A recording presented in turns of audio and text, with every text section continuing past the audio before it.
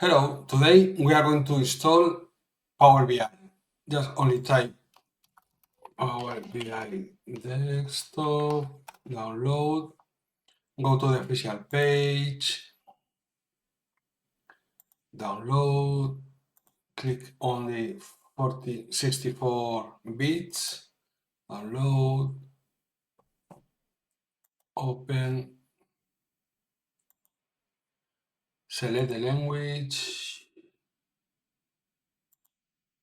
next, click yes.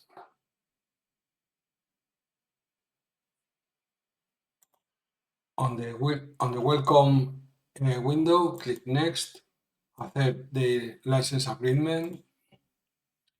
We can change the path, the installation path, click next, and install.